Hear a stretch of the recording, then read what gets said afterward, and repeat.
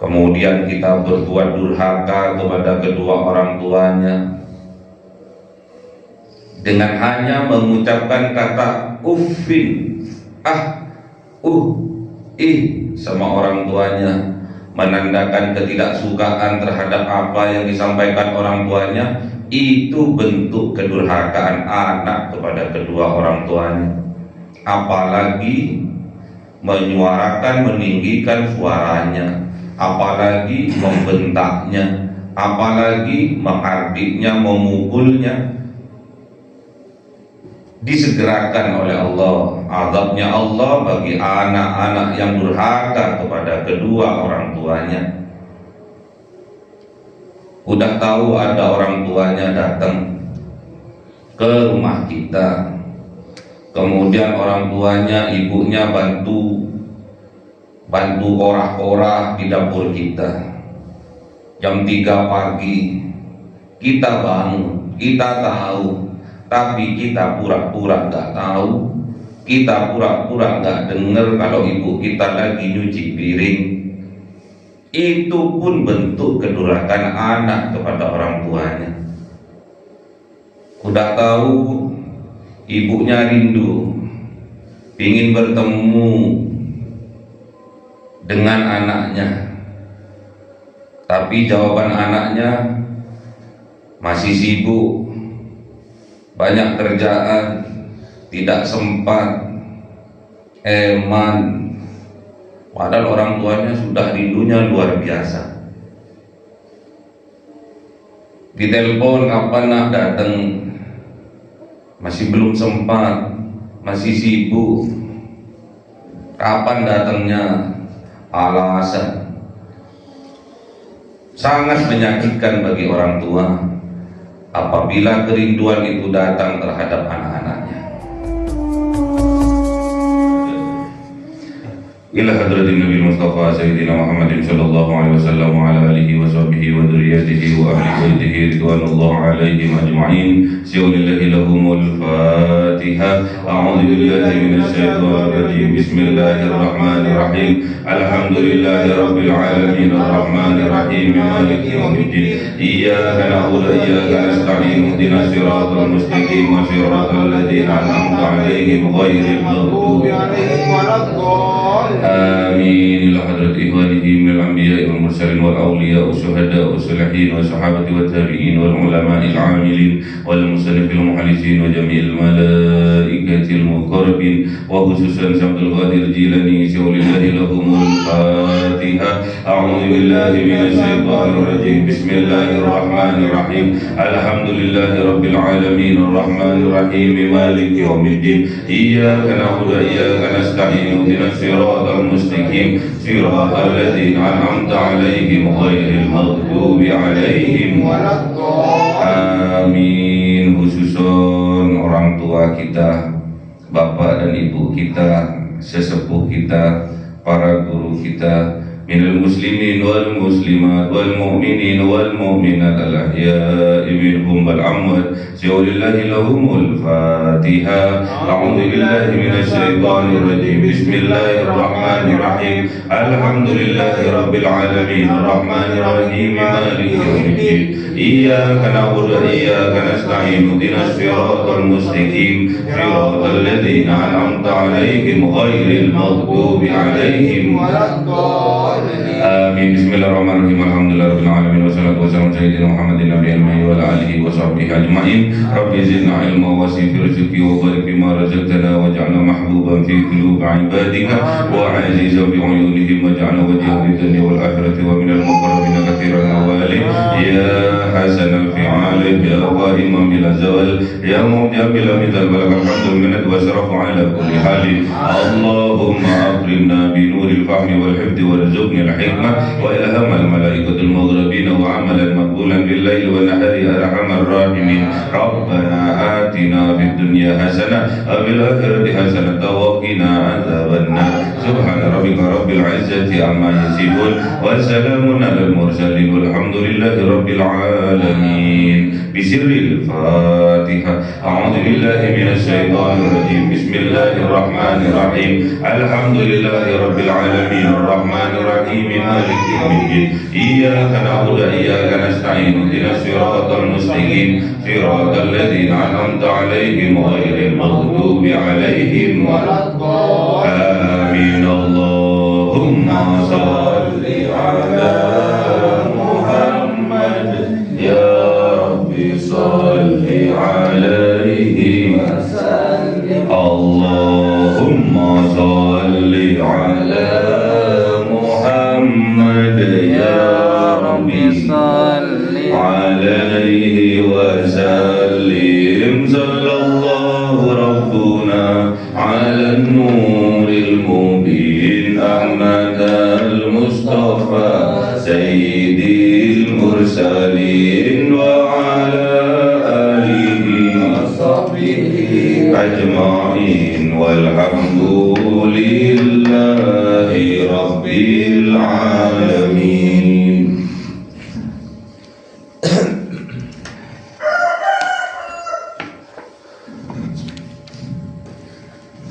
Kalamu qadimul la yumallu sama'uhu tanajjaha an qawli wa fi'li wa niyati bi asdawfi min kulli da'i wa nuruhu dalilul liqalbi 'ain جهلي وحيرتي فيا رب متعني بسر حروفه ونور بسمعي وقلبي ومقلتي وهب لي به فتحا وعلما وحكمة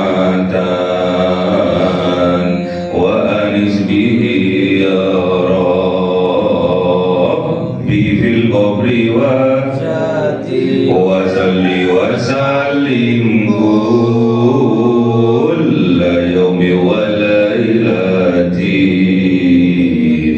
على من به الرحمن يقبل توبتي وآل وأصحابي كرام أئمتي بهم يغفر الغفار ذنبي أعوذ بالله من الشيطان الرجيم بسم الله الرحمن الرحيم سورة الإسراء. أعوذ بالله من الشيطان الرجيم بسم الله الرحمن الرحيم ولا تمش في الأرض مرحا إنك لن تخرق الأرض ولن تبلغ الجبال طولا. صدق الله العظيم. أعوذ بالله من الشيطان الرجيم بسم الله الرحمن الرحيم كل ذلك كان سيئه عند ربك مكروها. صدق الله العظيم. أعوذ بالله من الشيطان الرجيم بسم الله الرحمن الرحيم ذلك مما أوحى إليك ربك من الحكمة ولا تجعل مع الله إلها آخر فتلقى في جهنم ملوما مدحورا. صدق الله العظيم. بسم الله الرحمن الرحيم.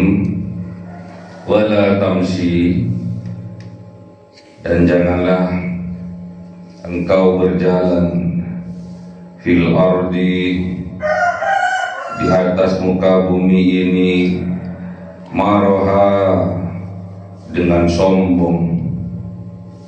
Innaka, sesungguhnya engkau, lan tahriqal ard, tidak akan dapat menembus bumi, walan tablughal jibala tula, dan tidak dapat sampai setinggi gunung.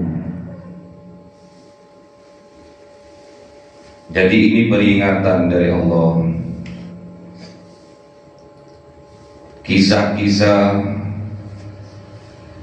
yang telah diungkap sebelumnya, peringatan-peringatannya Allah yang telah disampaikan sebelumnya, bahwasanya kita tidak boleh syirik. Jangan sampai jadi orang yang musyrik.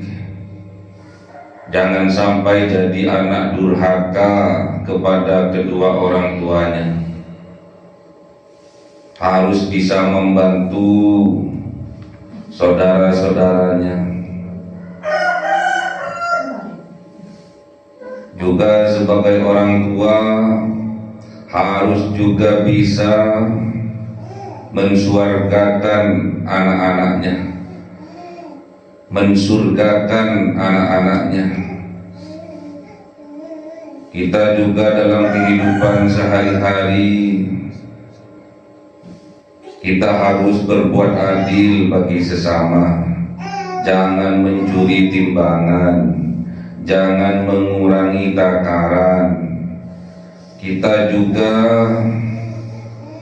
harus menjaga nasab kita. Jangan sampai kita berbuat zina, jangan sampai kita mendekati zina, karena zina itu seburuk-buruknya jalan. Karena zina itu perbuatan yang menjijikkan. Kita harus juga mengerjakan sesuatu. Jangan sampai kehidupan ini menjadi timpang. Kita tidak boleh membunuh jiwa dari seseorang. Kita tidak boleh membunuh karakter seseorang dengan cara memfitnahnya, menggibahnya, dengan cara tajasus, mengorek-ngorek kesalahannya. Kita sebagai anak harus menghormati orang tua. Sebaliknya juga orang tua harus sayang kepada anak-anaknya. Jangan sampai kita menjadi anak yang durhaka, dan jangan sampai orang tua terhadap anaknya malu sehingga anaknya sebelum lahir kadang sudah dibunuhnya. Yang berdosa adalah orang tuanya karena melakukan hubungan di luar nikah. Anaknya anak janda, dikatakan di masyarakat anak haram, padahal orang tuanya lah yang berbuat keharaman itu. Tidak boleh kita membunuh anak-anak kita karena takut miskin. Tidak boleh kita membunuh anak-anak kita karena anak-anak kita mengkhawatirkan menjadikan kita miskin. Tidak boleh. Diperingatkan oleh Allah, wala tamsi fil ardi maroha, dan janganlah engkau berjalan di atas muka bumi ini dengan sombong. Tidak mau terhadap ayat-ayatnya Allah, itu bentuk kesombongan. Tidak mau, bahkan menolak, mendustakan ayat-ayatnya Allah, itu bentuk kesombongan, bentuk kekafiran, bentuk penolakan. Oleh sebab itu diperingatkan oleh Allah, jangan sombong. Ditambahkan oleh baginda Rasulullah, al-kibru batarul haq wa ghamtun nas. Sombong itu menolak kebenaran dan menghinakan orang lain. Penyebab kesombongan diantaranya karena faktor kekayaan. Penyebab kesombongan karena faktor pangkat jabatan dan kekuasaan. Penyebab kesombongan faktor kecerdasan, kepintaran, kealiman. Bahkan yang lagi viral sekarang, kesombongan itu disebabkan karena faktor nasab dan keturunan. Diperingatkan oleh Allah, wala tamsi fil ardi maraha. Janganlah kalian berbuat sombong di atas muka bumi ini. Janganlah kalian berjalan di atas muka bumi ini dengan sombong. Satu titik saja kesombongan ada di dalam hati kita, kita tidak layak dimasukkan surga oleh Allah. Sedangkan surga itu lambang kebahagiaan, sedangkan surga itu lambang kedamaian, lambang keselamatan, lambang kesuksesan. Tidak akan layak orang yang ada di dalam hatinya satu titik saja sifat kesombongan.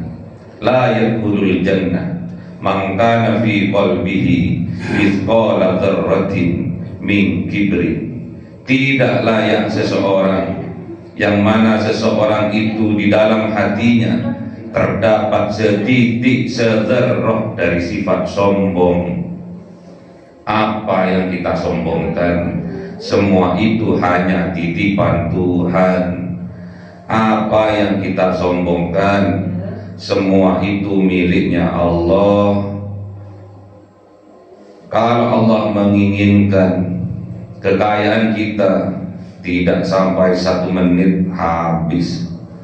Kalau Allah ingin menghinakan kita, tidak sampai 1 menit selesai. Kalau Allah menginginkan kita mengambil kepintaran kita, tidak ada 1 menit selesai.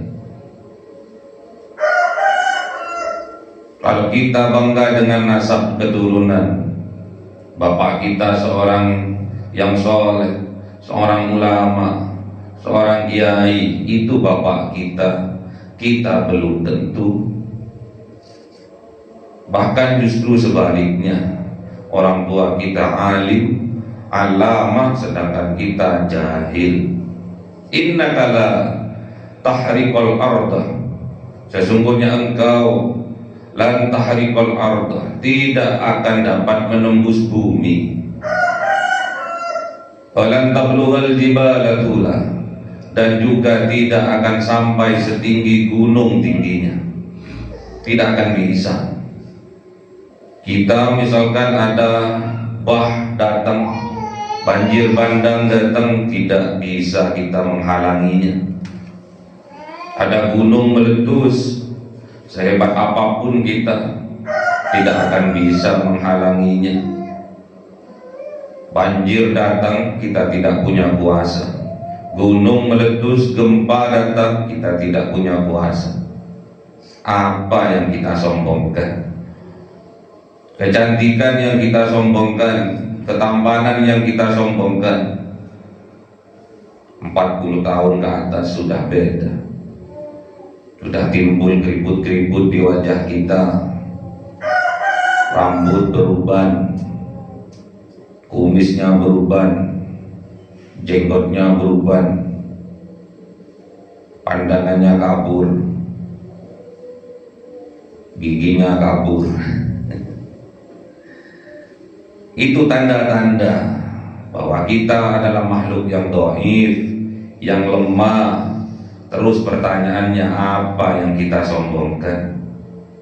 Harta hanya titipan Tuhan, pangkat dan jabatan nantinya kita digantikan, ilmu juga seperti itu. Kalau Allah sudah meniadakan ilmu kita, hilanglah ilmu kita.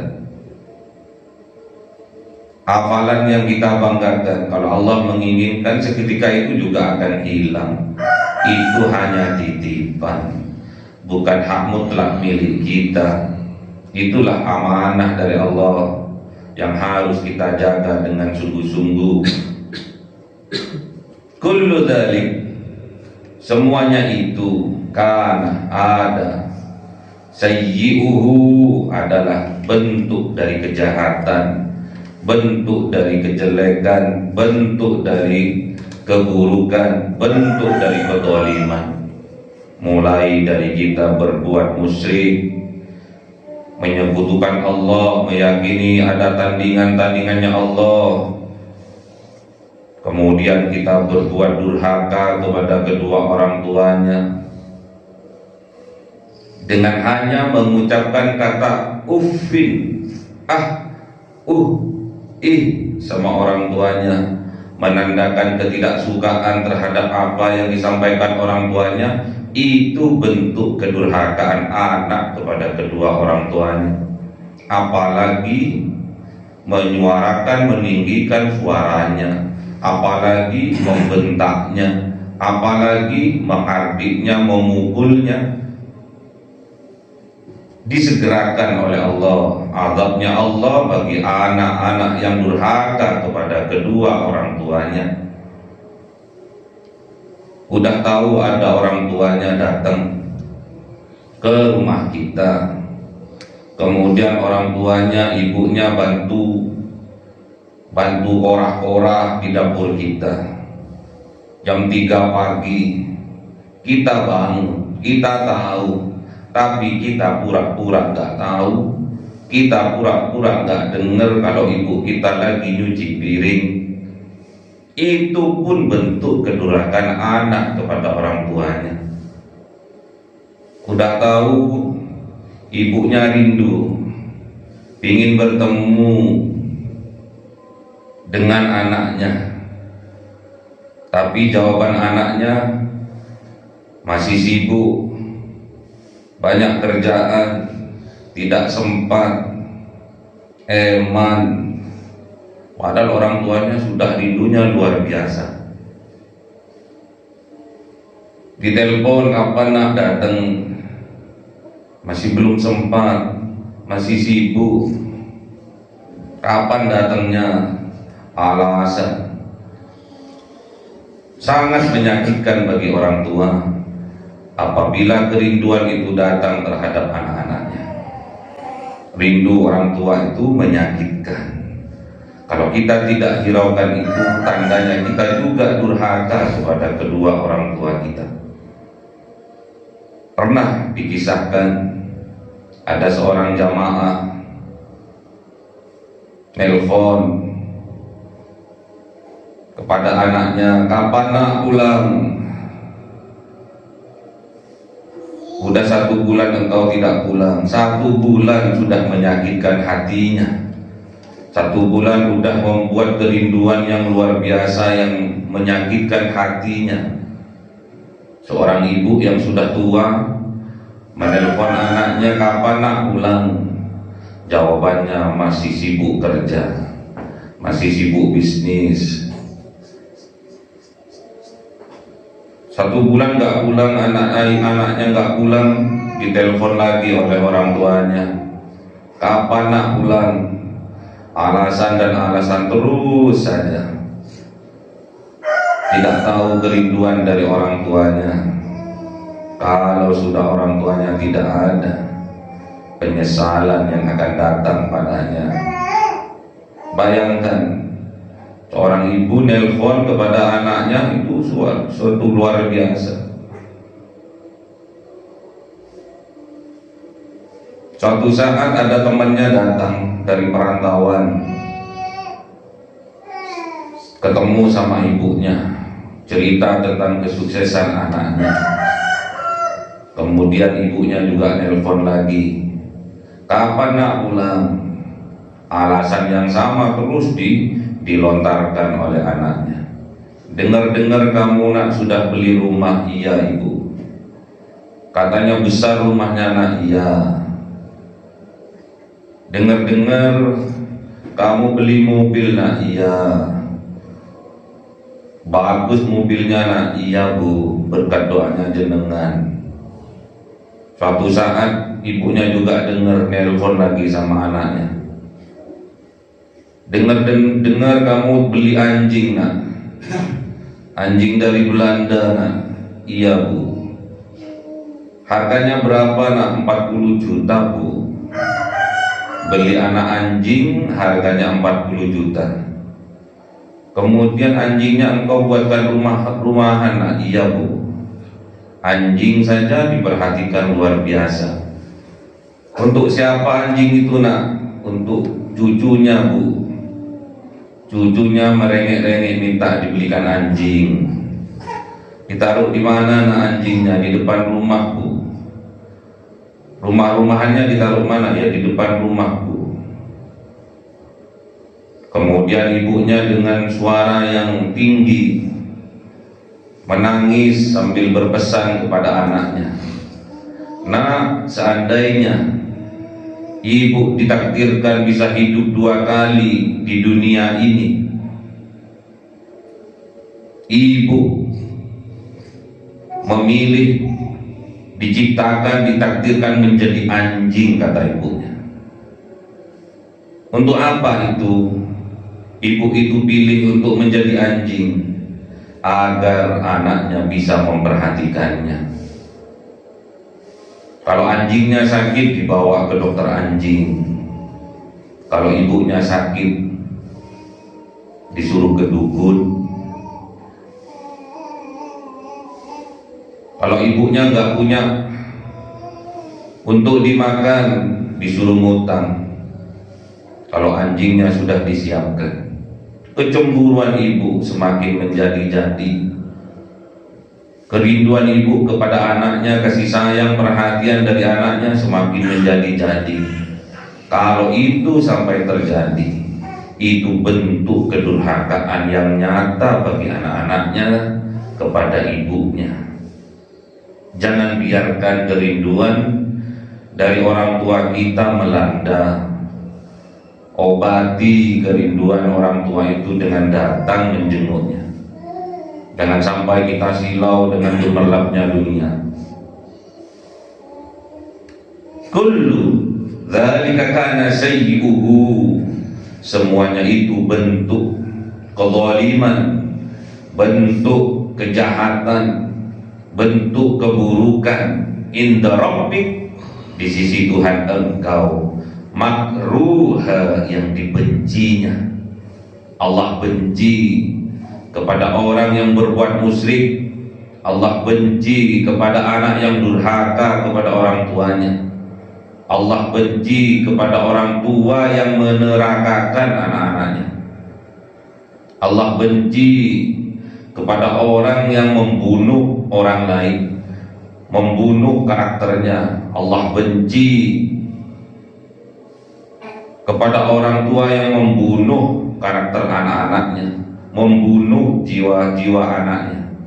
Allah benci kepada pedagang yang tidak jujur, yang mengurangi takaran. Allah benci kepada pedagang yang timbangannya dikurangi. Allah benci kepada orang yang mendustakan ayat-ayatnya. Padahal itu semua dzalika, demikianlah, mimma, dari apa yang auha, diwahyukan ilaika, kepada engkau wahai kanjeng Nabi Muhammad, rabbuka, dari Tuhan engkau, minal hikmati, dari hikmah. Semua yang ada di dalam Al-Quran itu bentuk kecintaannya Allah kepada kita. Anjuran-anjuran yang ada di dalam Al-Quran, larangan-larangan yang ada di dalam Al-Quran, itu bentuk kasih sayangnya Allah kepada kita, hambanya. Oleh sebab itu kita harus mempelajarinya, kita harus memahaminya, sehingga kita berpedoman kepada Al-Quran dalam kehidupan ini, sehingga kita, apa yang kita lakukan bijaksana dalam menyikapi semua hal. Itulah minal hikmah. Wala taj'al, dan jangan jadikan ma'allah, bersama Allah, ilahan, Tuhan akhar, yang lain. Jangan sampai kita berbuat kesyirikan kepada Allah, menyamakan Allah dengan Tuhan-Tuhan yang lain. Ada Tuhan-Tuhan selain Allah. Na'udzubillah. Kalau sampai itu terjadi, fatulqa, maka Allah akan campakkan fi jahannam, ke dalam neraka jahanam, maluman, dengan keadaan tercela, madhuran, dan dalam keadaan terhina, terbuang, terusir dari kebahagiaan, terusir dari surga, terusir dari kedamaian, terusir dari kesejahteraan, terusir dari kesuksesan, terusir, malah milih untuk dicampakkan di jahannam, ke neraka jahanam. Neraka jahanam itu lambang penderitaan, lambang kesusahan, lambang kehancuran. Oleh sebab itu kita harus pandai-pandai dalam menyikapi ini semua dengan berpedoman pada Al-Quran. Sibukkan diri kita dengan mengaji Al-Quran. Al-Quran berkata, Iqra kitab, bacalah kitabmu, jangan baca kitabnya orang. Introspeksi dirimu sendiri, jangan mengorek-ngorek kejelekan orang. Itulah yang diperintahkan Allah melalui Al-Quran. Janganlah bermusuhan, karena seorang mukmin dengan mukmin lainnya adalah bersaudara. Janganlah kalian menggibah, membicarakan kejelekan orang lain, karena membicarakan kejelekan orang lain sama halnya kita memakan daging bangkai dari saudara kita. Dan ingat, kejelekan-kejelekan orang lain yang nyata adanya, terus kita berghibah membicarakannya kepada orang lain dengan senang. Ingat, diperingatkan oleh baginda Rasul, kalau kita sampai melakukan, membicarakan kejelekan orang dengan senang, sebelum dia mati, dia juga pasti akan melakukannya. Na'udzubillah. Jadi kita jangan sampai mengorek-ngorek kejelekan orang. Jangan sampai kita membuka aib saudara dengan senang hati kepada orang lain, karena dipastikan bahwa kita juga akan melakukan hal yang sama sebelum ajal menjemput kita. Oleh sebab itu, jadikanlah Al-Quran imam dalam kehidupan kita. Jadikan Al-Quran sebagai petunjuk, nur dalam jalannya Allah,